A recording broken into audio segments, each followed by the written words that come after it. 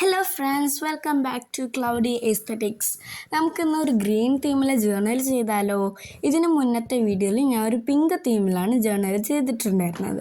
കാണാൻ ആഗ്രഹമുള്ളവർക്ക് പോയി കാണാം കേട്ടോ.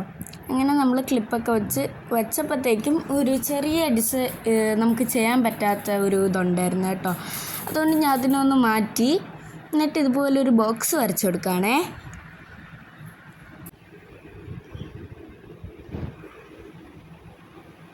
അതിനുശേഷം ഗ്രീൻ ഇങ്ക് വെച്ച് നമ്മളൊന്ന് സ്പ്രെഡ് ചെയ്ത് കൊടുക്കുന്നുണ്ട്.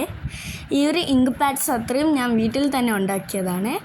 ഇതിൽ ഗ്രീൻ കളറുണ്ട്, യെല്ലോ കളറുണ്ട്, പിങ്ക് കളറുണ്ട്, പിന്നെ ബ്രൗൺ കളറുണ്ട്, പേർപ്പിൾ കളറുണ്ട്, പിന്നെ ഗ്രീൻ കളറും ഉണ്ട് കേട്ടോ.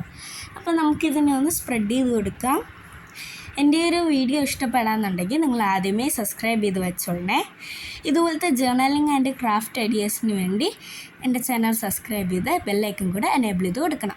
നമ്മൾ വീട്ടിൽ തന്നെ ഉണ്ടാക്കിയ വാഷി ടേപ്സാണ്. വീട്ടിൽ ജേർണൽ കിറ്റ് എങ്ങനെ ഉണ്ടാക്കുക എന്നുള്ളൊരു വീഡിയോ ഞാൻ അപ്ലോഡ് ചെയ്തിട്ടുണ്ട്. കാണാൻ ആഗ്രഹമുള്ളവർക്ക് അതും പോയി കാണാം കേട്ടോ. അങ്ങനെ നമ്മൾ വാഷി ടേപ്സ് 4 സൈഡും ഒന്ന് ഒട്ടിച്ച് കൊടുക്കുന്നുണ്ടേ.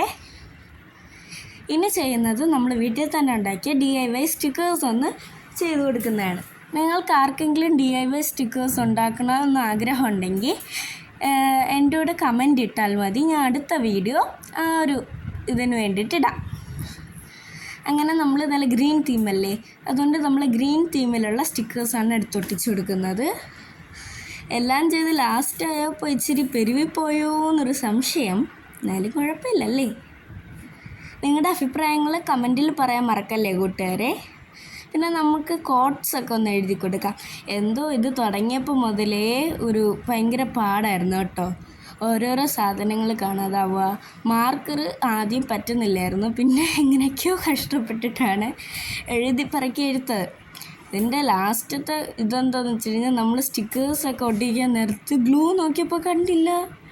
പിന്നെ ഞാൻ വീട് അരിച്ച് പറക്കിയിട്ട് ലാസ്റ്റ് എനിക്ക് നമ്മുടെ മേക്കപ്പ് ഡ്രോയറിൻ്റെ അകത്ത് നിന്ന് കിട്ടി കേട്ടോ. ഞാൻ യൂസ് ചെയ്യുന്നത് ഗ്രീൻ തീമിലെ കവായ് സ്റ്റിക്കറാണ്. നിങ്ങൾക്ക് ജേർണലിംഗ് സ്റ്റിക്കേഴ്സും യൂസ് ചെയ്യാം. ഇതൊന്നും ഇല്ലാത്തവർക്ക് നമ്മുടെ പേപ്പർ കോപ്പി ആപ്പിൽ പോയിട്ട് ഇഷ്ടമുള്ള പിക്ചർ പേപ്പറിൽ കോപ്പി ചെയ്ത് കളർ ചെയ്തും ഒട്ടിച്ചു കൊടുക്കാം കേട്ടോ. അങ്ങനെ ഞാൻ കുറച്ച് സ്റ്റിക്കേഴ്സെല്ലാം ഒട്ടിച്ചു കൊടുക്കുന്നുണ്ട്. ഞാൻ പിന്നെയും പറയുകയാണ്, ഞാൻ ഒരു ചെറിയ യൂട്യൂബർ അല്ലേ. നിങ്ങൾക്ക് ഈ ഒരു വീഡിയോ ഇഷ്ടപ്പെടുകയാണെങ്കിൽ എൻ്റെ ചാനൽ ഒന്ന് സബ്സ്ക്രൈബ് ചെയ്യാൻ മറക്കല്ലേ കൂട്ടുകാരെ.